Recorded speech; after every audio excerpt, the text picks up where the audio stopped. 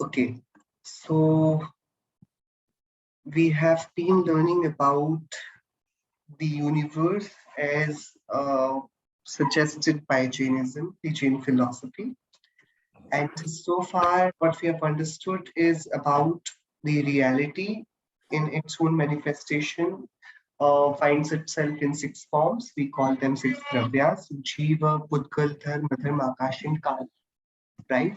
They have their special attributes which actually distinguish them from each other, and they also have common attributes which actually act as the uh, constitution of this whole universe. So those spatial attributes are very unique. So Jiva is a conscious being. Pudgal is matter, which has the attributes of touch, taste, smell, color. Dharma is the medium of motion, Adharma is the medium of rest, Akash is whole space with it, time is Kal. So these six have their own specific spatial attributes, and the common attributes include uh, the Jiva, it has Jeev, Pudgal, Dharma, Dharma, Akash, Kal, they all have their own peculiar existence. So the Astitva is their common attribute. Then they all have their purpose. Astitva fulfills purpose. What they have, Dravyatva is what gives them power to fulfill their purpose. Agrulavatva ensures that the Dravya will remain set without losing any of its qualities, attributes. Pradeshatva gives them space, their own shape, and Prameyatva is the surety that, okay, that Dravya is going to remain always. How can you say that? Because there would always be somebody who would be knowing that it's there. That's how we know that it is always going to stay, right? If I ask you that what proof do you have that this watch will remain always? So if I have to ensure that this watch remains always, then there would be somebody I'll be requiring who will always be there to have a watch over this watch. Yes, that's how I'll know that it is going to remain always. Yes. So for something to be eternal, you need somebody else who can confirm that, yeah, that particular thing is eternal because I have seen it. That's what Prametvagun is allowing us to do. Prametvagun says that, okay, my eternality, my existence will always be perceived by any of the beings. Somebody or other will always be, through his knowledge, knowing about me. Right? That's what we did. And then we said that, okay, what is the good of knowing all this? Why are we even learning about all of these things? So then we bifurcated all these six substances further into two substances, two, and we called them essentials, right? What were those two essentials? Those were, one is Jiva, which was I and only I, the one person, which is me, and then the rest of the world was there. So all other jivas, Pudgal, Dharma, Adharma, Akash, Kal, they were all ajiva tattvas, and I am jiva tattva. Now what happens? Now the dance begins of this whole universe when I, the knower, the one who feels joy and sorrow, the one who perceives the reality as it is. If I forget myself and I begin to expect happiness from others, if I begin to beg for my happiness from others, then the I, the jiva, when it approaches a jiva, the other realities, automatically attachments take place. The rag and dvesh, all sorts of emotions and passions, they begin to emerge. And then what happens? Suddenly, the influx of karmas happens. We call it ashrav. When that happens, because of a rag and dvesh, the karmic bondage occurs. We call it bandh. And when somebody has ashrav and bandh, they are now attached with karmas. I am sharing a bond with now karmas. And when that bond happens, the karmas, when they actually bind you, they do not just bind you to, just to give you some company. They also fruit.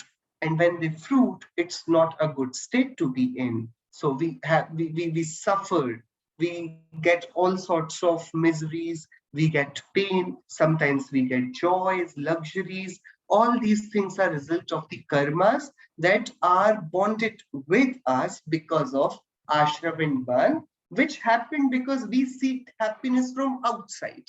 I was complete in myself, but I thought, no, what if I can attain happiness? I can seek happiness from this beautiful flower, from this beautiful food item, from that beautiful place. What if my happiness can be borrowed from that? But no, the happiness cannot be outsourced. It can never be.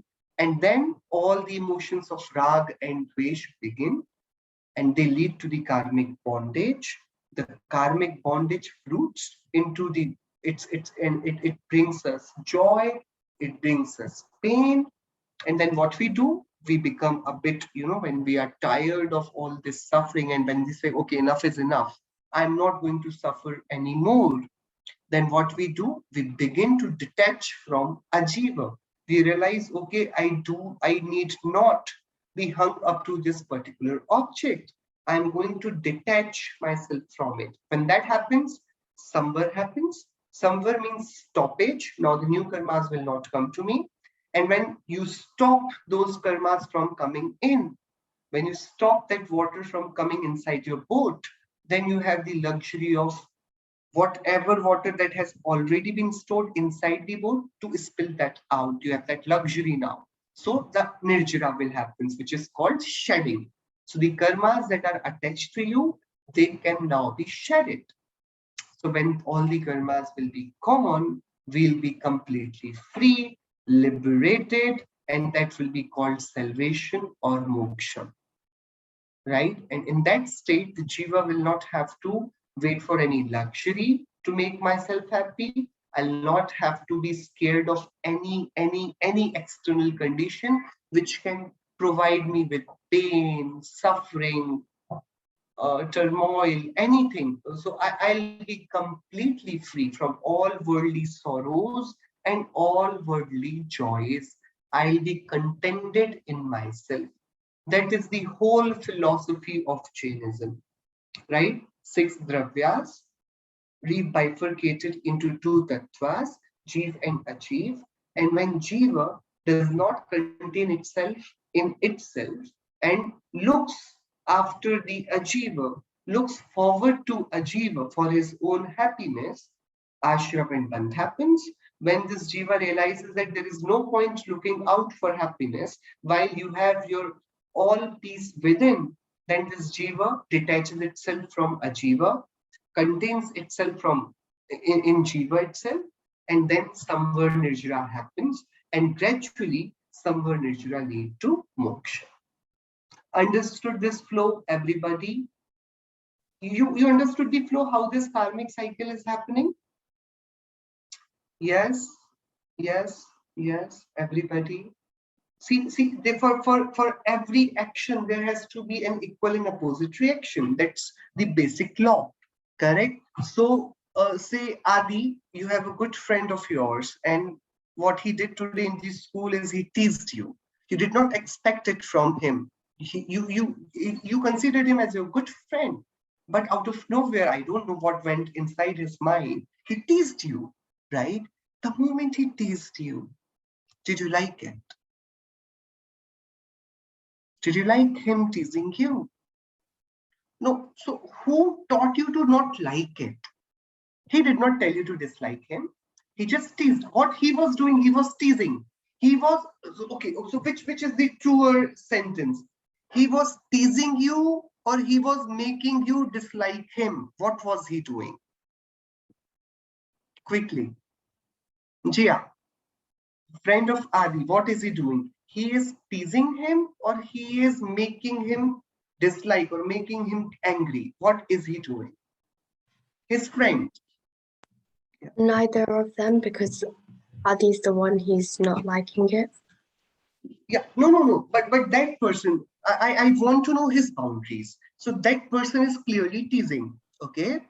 So I just want to know whether he is teasing or whether he is making Adi angry. In between these two, if we have to choose one sentence, which is closer to the truth? That person is teasing or he is making Adi angry. He's teasing. He is teasing, right? That is in his capability. That's what he can do. But to make Adi angry, to make Adi upset, it's not in his hand. Who can make Adi angry? Who can make Adi upset? Who has that authority? Only Adi. Only Adi has it, right? Soham, can you relate to what I'm saying? Yeah. See, the situation around us, they happen. To react to that situation is in our hand. The situation can only dance in front of us. And I might entertain that particular situation, or I might choose to ignore it. How much to feed on it is on me, right? So Adi might very choose to ignore it.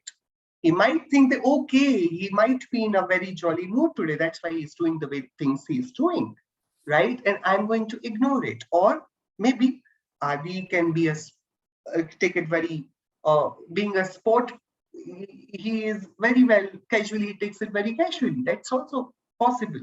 But the real question is, the moment he teased, Adi, you were very quick to be upset or to be angry. Were you or were you not? Yes. What if I suddenly erupt over here and I start scolding each one of you? Will you like it? Why will you not like it? Am I asking you to not like it? No, but we are so closely related. One thing happens over here. I am scolding you. I'm screaming. But because of my scream, I don't know why you choose to, dislike it. Why you turn your mood off? Did I ask you to do so? I did not. But we are so much influenced with whatever is happening in outside world. We quickly decide our reactions to how to pretend. So if I just tell you a joke, okay, you will, or nobody will have to tell you that you have to laugh, but you will already set your mood. So that's what happens in horror movies. People go to horror movies, why? Knowing that it's a horror movie and I want to be horrified. That's what we do. And if I'm planning to watch entertainer, if I'm planning that, okay, I'm going to watch a very light, funny movie today, and somebody shows me a very sad, intense, emotional drama movie, then I might not relate to it. I came here for entertainment. I did not want to know about any lesson or any thing that is going wrong with this world, any social issue. I came here, I paid my money, I bought tickets to be entertained. I did not want a headache, right? But see, how we expect, the world is always there to deliver. We derive from our mindset the things that we are expecting from the world. So if I'm expecting that, okay, I'm going to have fun today, no matter what is happening in front of me, I might. So that's what happens. So when people go to the circus, okay, have you ever been to a circus? Ever? Yeah. Have you seen the animals doing all sort of tricks? Have you seen those performances by elephants, by monkeys? Have you seen? Yes, Soham, Jia, Adi. I think each one of us has seen it. Right? Yes. Yeah. So while we go there, because we went to the circus to be entertained, we enjoy that, how that lion is doing such an amazing job. How can he take direction so clearly? How that dolphin is doing what she's doing, or how that monkey is dancing so well, right? We are very amused by, and amazed looking at all those animals perform those tricks at the instruction of their instructors. But just imagine a person who is fighting for animal rights. He also buys ticket of that circus.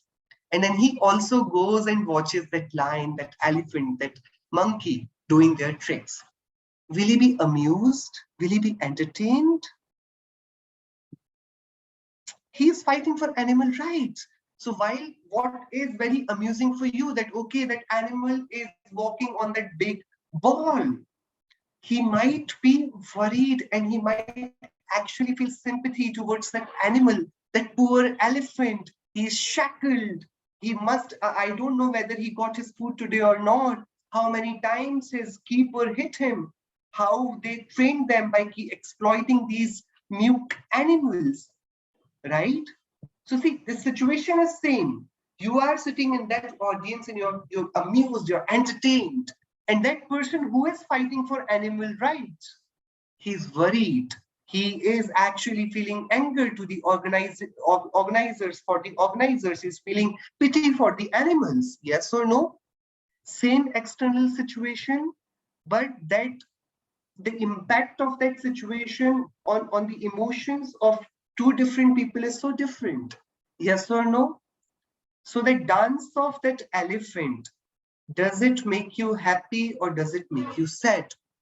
I want to know if the dance of that animal makes you clap for that animal, and dance of that animal makes that person who is fighting for animal rights angry, then this dance of elephant is responsible for what?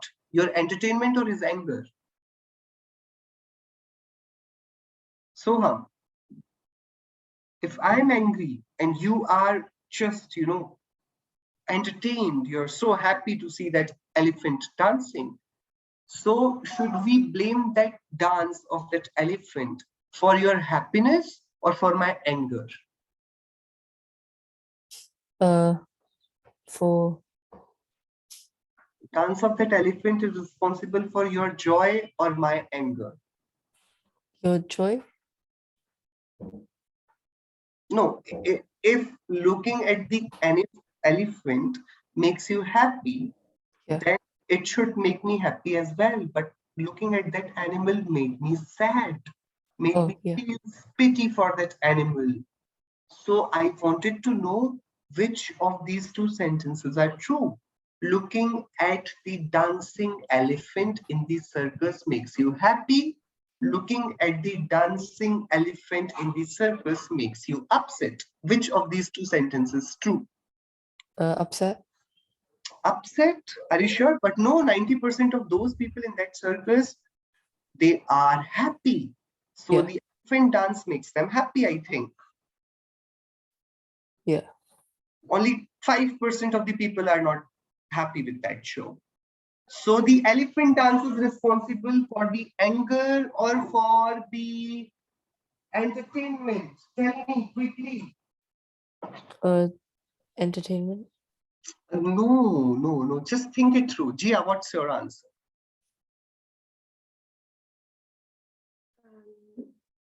Entertainment. Entertainment. Adi, what's your answer? Entertainment. Yeah, no, I'll tell you my answer. Neither the entertainment nor the joy. The dance of animal is not for you. The dance is being done by animal. You better ask that animal, that elephant, whether he's amused, he's entertained, he's happy, or he's sad, because he is doing the dance. What we feel is based on our perception. If I am here to judge that whole circus, if I am the one who is going to write an editorial about that show, I'll judge it differently. If I am there because my parents have taken me to chalo, today we are going to have party, we are going to have fun. So I am going to be entertained no matter what they do. And if I'm there for the rights of those meek animals, I am going to be angry at the organizers, at the people who keep these animals in such exploitative state, right? So it's not that dance that is making me happy or making me sad. It's my own preconceived emotions, expectations, what I thought what I expected, right? Understood? So that's what Jainism is saying. When you look at the external situation and react, the karmic bondage happens. So you looked at that animal and you erupted in joy. You looked at that animal and you became sad. In both these situations, you are either attracting a good karma or bad karma. You are. But when you realize that, okay, what animal does is his business. What I do is mine. I do not have to react to everything, react on everything. I do not have to always give my opinions, give my expressions, give my passions. I do not have to waste my energy and time in these things. When I realize this, I remain unaffected. I do not fall in the trap of the external situations. I reach to that stage where I remain calm, stable, and in that state, samvar and nirjara happens, and that takes us closer to the moksha. So whatever is happening in front of us, it is bound to make us happy or sad. Why? Because we are conditioned to do that. Yes, we are. So if somebody, you're walking by a street, okay, and on that street a musical performer is actually playing a guitar in that street, okay, you'll stop for a while, you listen to it, and then you'll say, okay, he's playing well, or he's not playing well, I didn't like it. Right, it might happen, right? In both the situation, you will be very quick to judge that person. You will be quick to tell him what he's doing right, or did you like it or did you not like it. We're very quick to give our judgments. Yes or no? Jainism is telling us that, see, whatever is happening is actually meant to happen. So it's not happening in a way that, okay, it's a wonder or it's magic that just happened. It had to happen, so it happened. So you better keep your judgments up to you. You do not have to be happy or sad over the things that are not happening inside you, that are happening outside you. If we know that, we have more stability in our emotions, we have more stable mindset, and in that way, we can control the karmic influx. We can control the karmic bondage. Right? Yes or no? You understood what I'm saying or not? I want to know about this. Right? Am I making sense? Guys, everybody, right? Chum. So today we did something in the last class. We did some sutras. If you'll just scroll down this whiteboard, we are again starting. I'll tell you how this whole karmic process works, okay? So 3 things we have to know. Can you see where I'm typing right now? Can you see? I have written just man, that is mine. Can you see it? Yes, everybody? Vachan. Vachan are our words. And kai means the body. Right? Man, Vachan, Kai. Have you heard this name ever before? Man, Vachan, Kai. That's what we do, right? We say Namokar mantra 9 times. Why do we say Namokar mantra 9 times? Can you tell me? Why do we have to speak Namokar mantra? Do you ever speak Namokar mantra 9 times? Do you do that? Yeah. Why do we do that?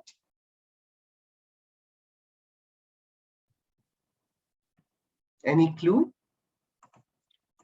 See, 9 is a very amazing number. In mathematics, 9 is amazing number.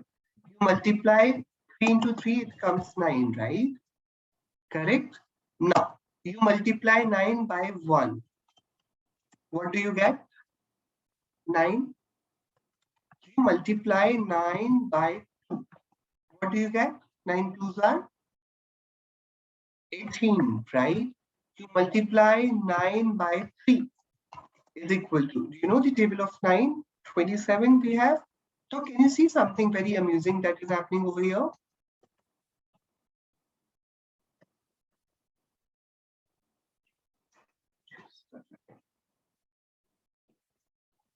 Yes. 9 into 1 is 9. Yeah. Oh, I do not like this board at all. Okay, I can do this now. Is equal to 9. If I say 9 into 2 is equal to 18, can you do the addition of 8 plus 1? Actually, it should be 1 plus 8. Can you do the addition of 1 plus 8? It will again come to 9. Can you do 2 plus 7? It will again come to 9. Let's do it 9 into 4 is equal to 9 fours are 36. 36. Very good. Into the 3 plus 6 is equal to 9, right? And if you see how we are progressing, it started with 9, minus 1 is 8, minus 1 is 7, minus 1 is 6. If you want to write the table of 9, it's very easy. You can write 1, 2, 3, 4, 5, 6, 7, 8 in that line. I'll tell you how. See, I can just write the table of 9 so easily. All that I have to do is I have to just do 1, 2, 3, and write 4 over here, 5 over here, 6 over here, 7 over here, 8 over here, and I'll do in reverse counting 7, 6, 5, 4, 3, 2, 1. 9 nines are, 9 eights are, 9 sevens are, 9 six are, 9 fives are. See, it's just running in that number. Can you see that number? 1, 2, 3, 4. Can you see this flow? 1, 2, 3, 4, 5, 6, 7, 8, and then 9, 0 it will come to. And from here you can see 1, 2, 3, 4, 5, 6, 7, 8, 9. Can you see that number? Yes? Yeah, so easy. And if you sum all these numbers, then you'll always get this. So if we have 4 plus 5, 4 plus 5 is again 9. If we have 5 plus 4, it's again 9. If we have 6 plus 3, it's again 9. If we have 7 plus 2, it's again 9. If we have 8 plus 1, it's again 9. So what we see is the 9 number is actually eternal. It always remains 9 in whatever ways we do, and it actually sums up all numbers from 0 to 9 in itself, right? If I do 9 into 10, I'll again get 90, which will again 9 plus 0 is equal to 9. Pretty right from where we all started, equal to 0 plus 9.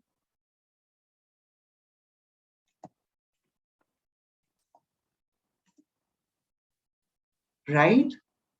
Therefore, 9 word is very important. Now, but how the other question remains in front of us? Why do we do Namokar mantras 9 times? Now, there is a logic. There are 3 things, 3 yogas. We call them yogas. If I want to express myself, see, if I want to tell you that, okay, I care for you, I can show you that through 3 things only. Either I can put it in words, I can talk and tell you that I care for you, or with my caring attitude, my body language, caring body language, I'll offer you water. If you need medicine, I'll be there. If you need some help, I'll be there. Through body, I can help you, or through my emotions, in my feeling that I'll wish for you, I'll pray for you, correct? So we interact with this world only in 3 ways. We either interact with our words, we call it vachan, or our words, or we interact with our body, or we interact with our emotions. So see, if I cannot help you, at least I wanted to help you. Or wish I could be there to help you. If you know you have a friend who is living in a different city and you needed some help and nobody was there and he's so helpless that he cannot come and help you, what they will say? They'll say, I wish I was there. I could have done it for you. Yes, will they do that or not? So either I can be with you through my emotions, through my mind, that I am here, I'm praying for you, right? Or see, that usually happens in schools and in offices. You do not like your teacher, but you'll have to listen to that teacher, right? So though you are listening, you are obeying to the order of the teacher, but with your mind, with your heart, you're not wishing well for that person. Similarly, things happen for in the offices. You do not like your boss. So with mind, if somebody peeps inside your what's going in your heart, you're actually not very kind to that boss. But because he's your boss, you're just obeying his orders. right? So we actually carry emotions in our mind, in our mana. We call it chit or mana. And we express our feelings through our words. And then the words can also be translated to the bodily gestures, right? So only three ways in which a living being, a conscious being, can interact with this world. Understood? We call it mana, vachan, and kaya. Mana is the mind, is the heart. Vachan is the word that I speak. And kaya is the body. So bodily gesture or bodily whatever I can do with this body for you. Understood? There are three things in which we involve with this world. Correct? And what do we do? So with my man, what do I want to do? I want to help you, right? I want to help you. So I will krit, means I will do it myself. Or if I cannot do it myself, I'll send my friend who will do it for me. So I'll get it done from somebody. I'll get it done. Correct. And if I cannot even, I can't do it myself and I cannot get it done from my friend, then what I can do the least is I can appreciate anybody who is doing it. I can be in my appreciation, in my motivation, in my support with you. So I can actually do things through these three things, Man, Vachan, Kai. What I can do through Man, Vachan, Kai, either I'll do whatever you have asked me to do by myself, I'll do it. Or if I cannot do it, I'll ask one of my acquaintances to help you out in this, so I can make it happen to you by one of my friends. Or if neither I can do it myself nor I have any resource to make it happen for you, the least I can do is I can be there in my thoughts with you. I can tell you that, okay, I appreciate whoever is doing it for you. Right? Yes, understood. So we call it Krit Karit Anumodan. So now what we're doing, we are saying, O Mahavir Bhagwan, O Arihant Mushti, O Arihanta, I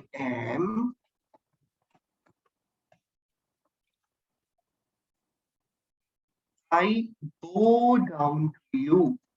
I bow down to you with my mind. I bow down to you, Krit Karit Anumodana, in three ways. I bow down to you means I'm wholeheartedly offering my prayers, my salutations to you, Arihanta, through my mana, through my vachan, through my kaya, through doing it myself, through actually willing that everybody else does it for you, and whoever is bowing down to you, I appreciate them as well. So Krit, Karit, Anmodana, these three multiplied by Man, Vachan, Kaya, these three comes down to 9. That's why 9 times we do Namokar mantra. From Mana, we do it. From Vachan, we do it. From Kaya, we do it. We do it from Man with Krit, from Man Karit, from Man Anumodan. Similarly, from Vachan Man or Krit, Vachan Karit, Vachan Anumodan.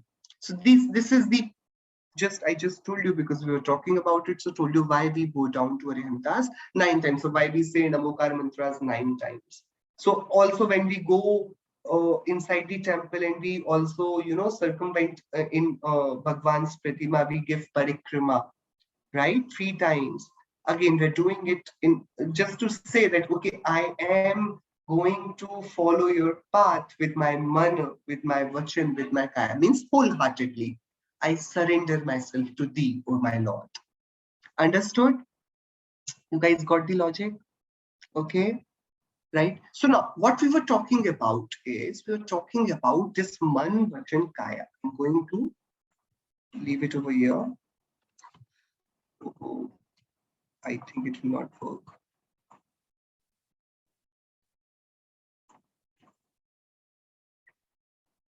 So what we were doing is, so we have 3 ways to express ourselves. And those 3 ways also determine all our ashram and bandhana. So 3 ways to express. One is mana, vachana,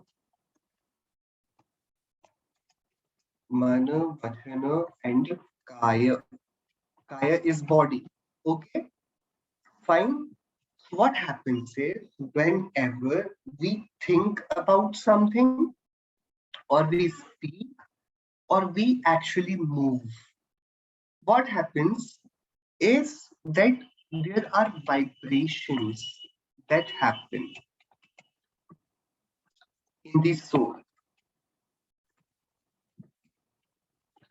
Vibrations happen in the soul because of the activity of, can I write it?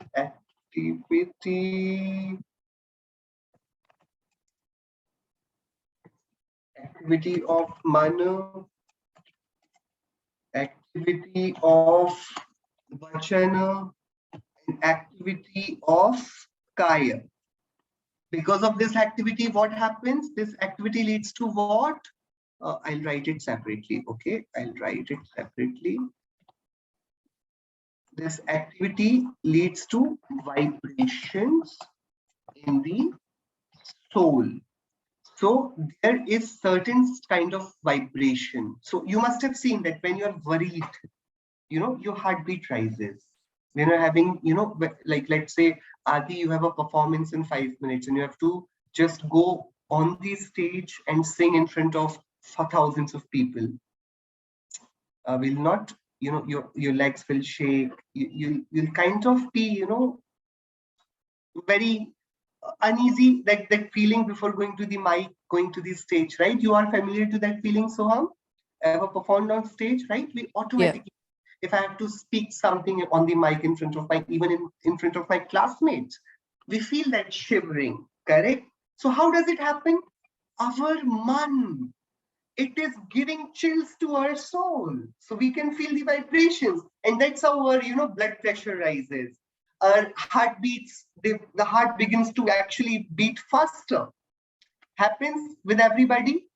That's what, when those who are very of weak heart, those who have the history of heart stroke, we tell them to not take tension, to not worry, to not take stress. Why do we tell them?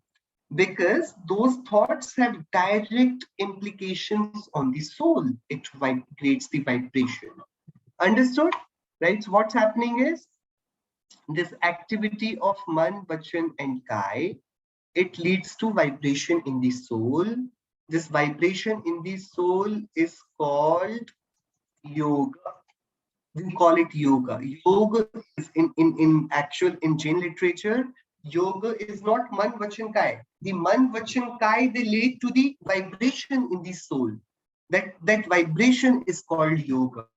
Yoga is a Sanskrit word. The meaning of this yoga Sanskrit word in English is addition. Yoga means addition.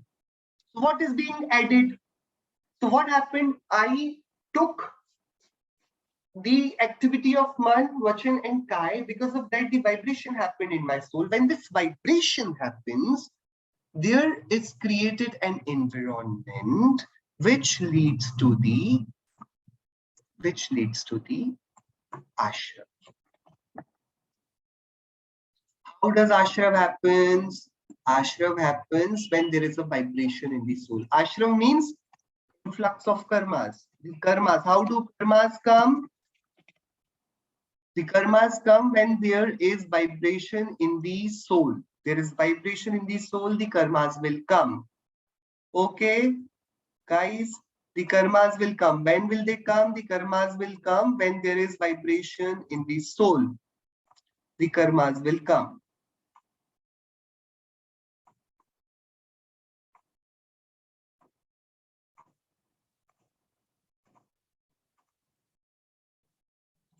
So what I did is I expressed myself through man, vachan, and kai. That led to the vibration in my soul, and that led to the influx of karmas. That's how the karmas came. That is how this whole universe is working. So I saw something. I saw something, and that was a very beautiful dress that I saw. I was just walking by, and in that display of that great showroom, there was a beautiful dress hanging out, and I thought in my mind, that I like it. The vibration happened.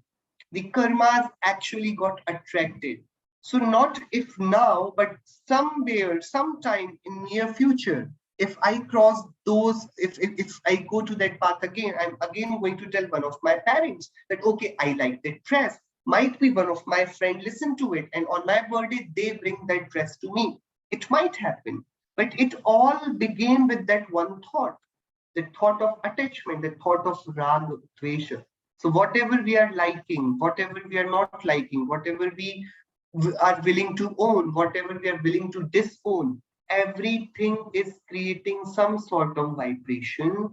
Because of that, some sort of karmic influx is happening. And because of that sort of some karmic influx, again, karma bandha happens. We call it bondage. So bondage of karma happens.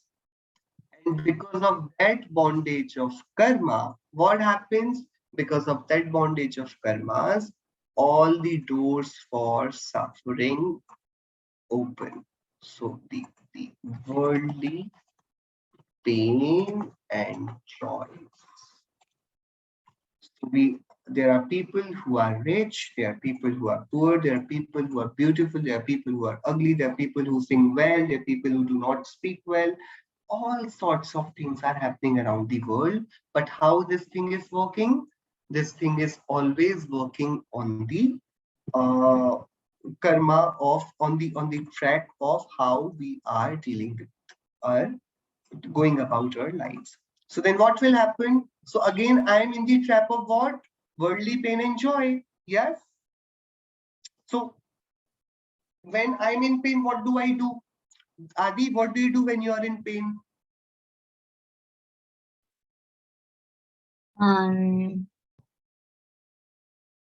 Oh, you have not been in pain recently, right? You totally forgot what you do when you are in pain. You're in deep pain. Sorry, what? Cry if you're in deep pain. You cry, you scream, or you just feel bad. So again, what are these three things? If you cry, you're doing an activity of body. If you're screaming, you're doing activity of voice. And if you're just feeling bad pain, you're doing activity of man. So do you see that loop again? You're again into this loop. You are again back to the square one. You just expressed your pain, right? That's what you did. Yes. Soham, did you see? So how this cycle is going? You express something based on your external situation, your reaction again creates vibration, those vibration invite, send out the invitations to the karmas, those karmas who visit, they like your place and then they plan to stay there, bondage happens, and then those karmas, after their bondage, since you have their company, they fruit over time, they give their results, and when they give you result, you again acknowledge joy or suffer pain. And when that happens, you react through your man, vachan, and kai, and again new karmic influx comes. Do you see this cycle now? How this whole cycle is working? It's a trap. So how to break through this cycle? That's the whole cycle of karma. It's actually explained very well in the scripture of Acharya Kundakunda Dev. The name of the scripture is Shri Panchastikaya Sangraha. So we just did the gatha of that scripture right now, just to know that how this whole thing is working. Firstly, did you understand the concept how karmic bondage is happening? Understood? Any doubts? Jia, do you have any doubt in this process? Soham, do you have any question in this process? Soham, can you explain me what is happening? What are we learning? What are we discussing? So yeah, so like all the like karma they get starts from like 3 activities, man, vachan, and kai. And then the like as that happens, there are vibrations in the source that affect like Yeah. your thoughts and feelings and what you're going through. And then there's an influx of karmas, and Yeah. then bondage of karmas. Yes. And then that like results in what we feel, so like pain and joy. Okay. Okay. Okay. And then what happens? Pain and joy. After pain and joy, what happens? After pain and joy, we like get karma, like How? We are back to the square one. We're again Yeah. in pain. We are crying. We're screaming. In Yeah. joy, we are dancing. We are just enjoy. Yeah. Right? So in both the cases, we're again using man, vachan, kai, which is again creating vibration in the soul, which is again attracting new karmas, which is again asking them to settle down, which is again asking them to give their fruits.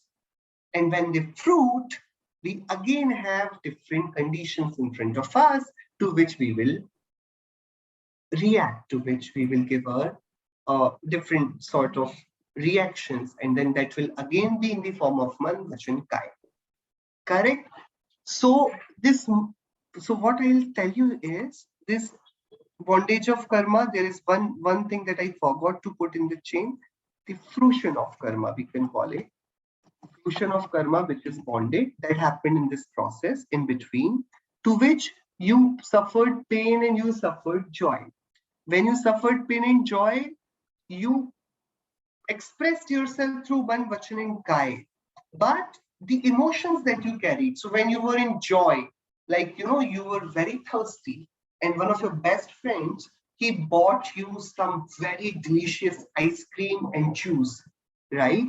And when he does it, when he did that, when he bought you ice cream and juice, you were very happy, right? So when we're feeling, we're always feeling in 4 ways. We call them passions. And simply put, we call him rag and dvesh. When we feel good, it's called rag. When we feel bad, it's called dvesh. Okay?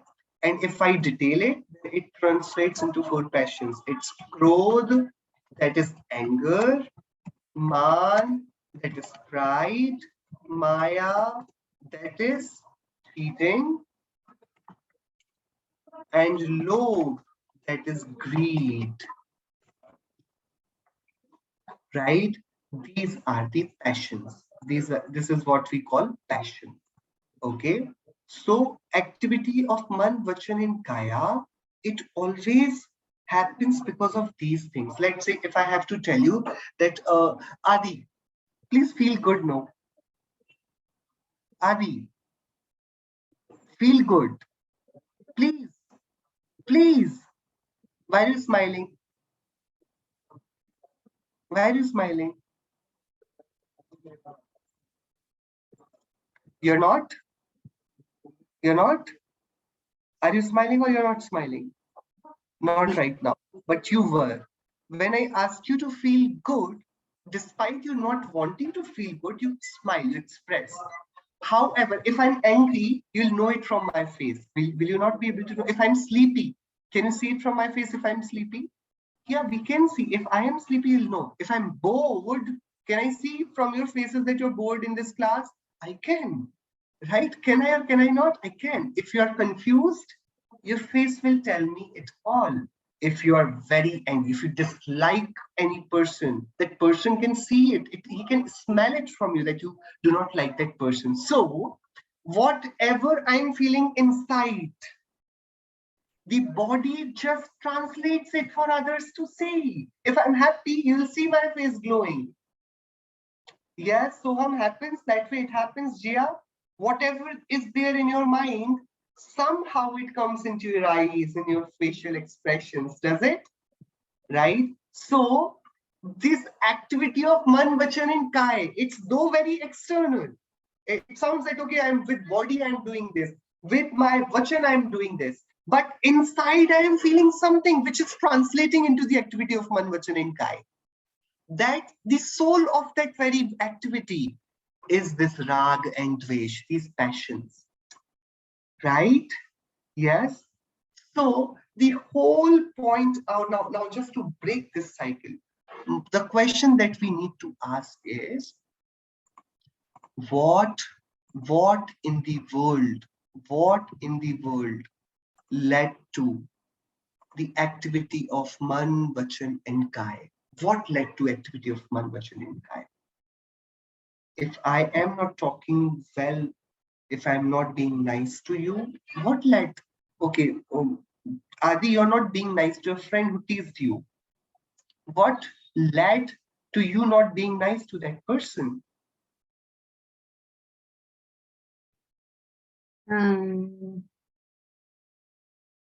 What led to it? Nothing. It was my No. He teasing you led to you not being nice to him, or your disliking that he teased you led to you not being nice to him? I dislike. You disliked, right? So you felt bad. That emotion of dvesh, that emotion of not liking, that emotion of mild anger, that how dare he tease me, that led to your rude behavior towards that friend. Yes? That activity was fed by one of your emotions. Correct? What if you did not feel anything when he teased you? Will you be behaving rudely with him? No, right? Because you did not feel anything. When you did not feel anything, why will you be rude to that person? You'll be just as you are always with him.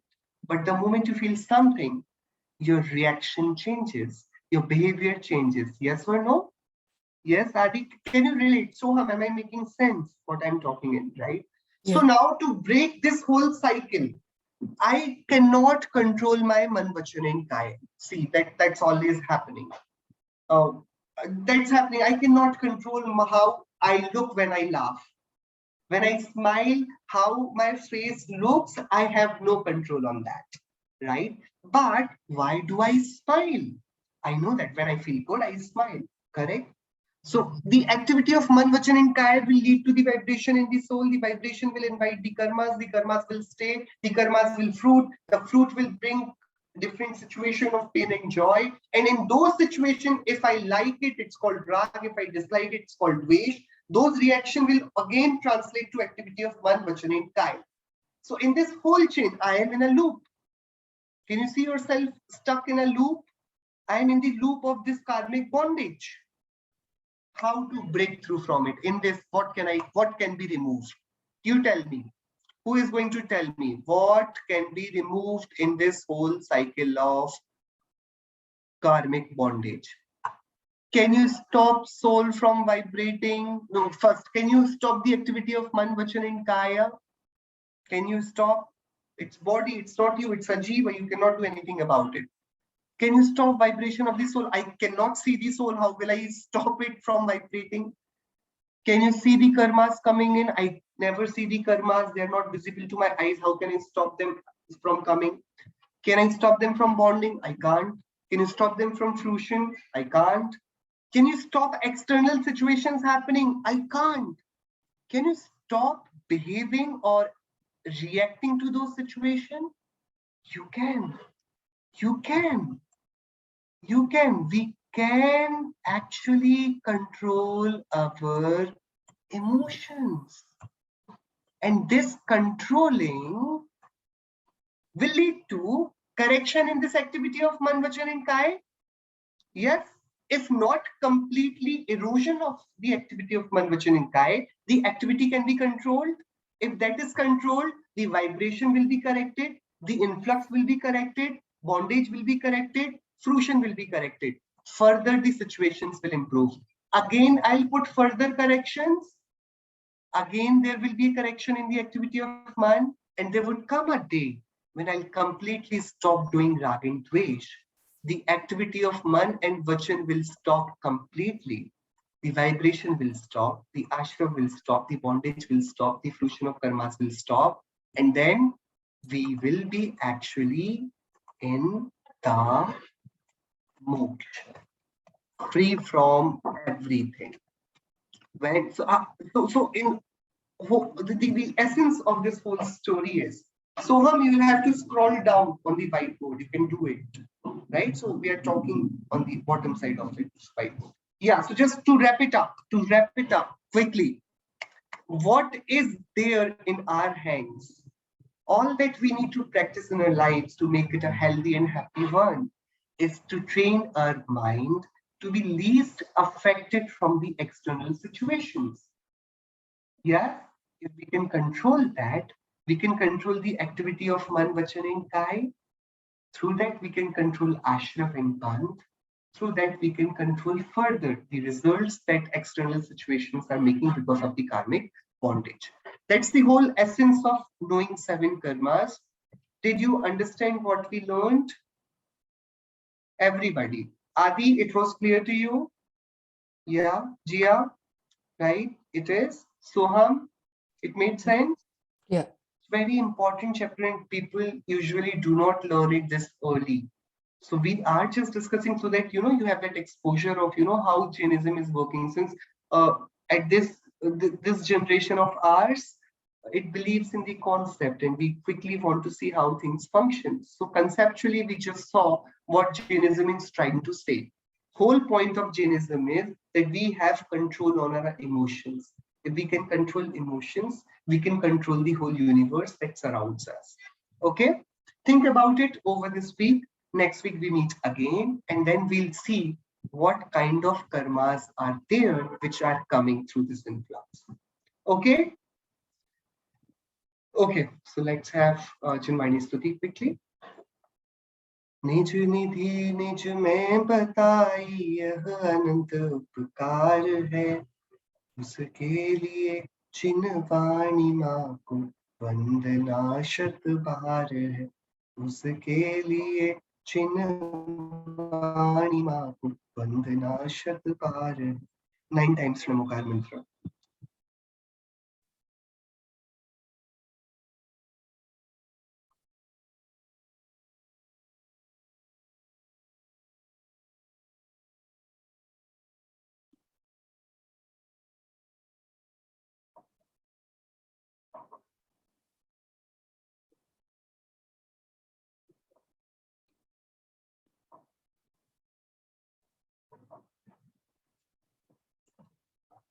Jain धर्म नु जय हो. Thank you, Jai Chinendra. Thank you. Yeah. Jai Chinendra.